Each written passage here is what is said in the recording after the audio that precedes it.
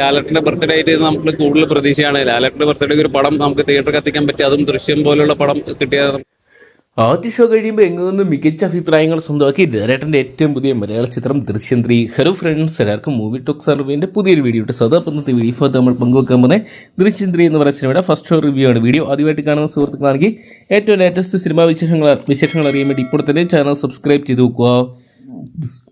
ലാലേട്ടൻ്റെ എക്കാലത്തെ ഹിറ്റ് സിനിമയാണല്ലോ ദൃശ്യം എന്ന് പറയുന്ന സിനിമ. അതിൻ്റെ കണ്ടിന്യൂഷനായിട്ട് എത്തുന്ന ചിത്രമായതുകൊണ്ട് മലയാള സിനിമാ പ്രേമികൾ ഏറെ പ്രതീക്ഷയോടെയാണ് ദൃശ്യം 3ക്കായിട്ട് കാത്തിരിക്കുന്നത്.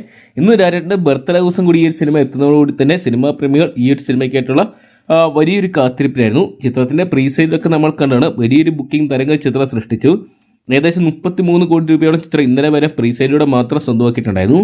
എമ്പുരാന് ശേഷം ഒരു മലയാള സിനിമ സ്വന്തമാക്കുന്ന എക്കാലത്തെ വലിയൊരു പ്രീസെയിൽ കളക്ഷൻ കൂടിയാണിത്.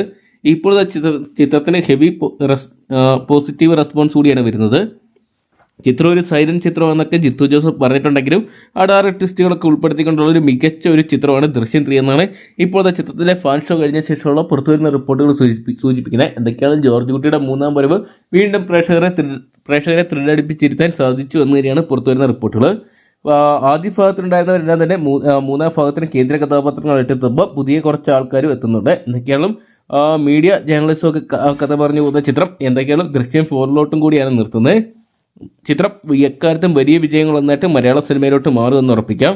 ആദ്യ ദിനം 50 കോടി നേടാൻ സാധ്യതയുള്ള ചിത്രം വേൾഡ് വൈഡ് ബോക്സ് ഓഫീസിനായിട്ട് ചിത്രം ഒരുപക്ഷെ ഫൈനലായിട്ട് 300 കോടിക്ക് മുകളിൽ കളക്ഷൻ സ്വന്തമാക്കിയേക്കാം.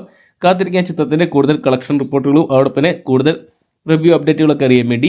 അപ്പോൾ ദൃശ്യം 3 എന്ന് പറയുന്ന സിനിമ നിങ്ങൾ കണ്ടിട്ടുണ്ടെങ്കിൽ സിനിമയെക്കുറിച്ചുള്ള നിങ്ങളുടെ വിലയേറിയ അഭിപ്രായങ്ങൾ കമന്റ് ബോക്സിൽ പങ്കുവെക്കുക. ഏറ്റവും ലേറ്റസ്റ്റ് സിനിമാ വിശേഷങ്ങൾ അറിയാൻ വേണ്ടി ഇപ്പോൾ തന്നെ ചാനൽ സബ്സ്ക്രൈബ് ചെയ്ത് നോക്കുക.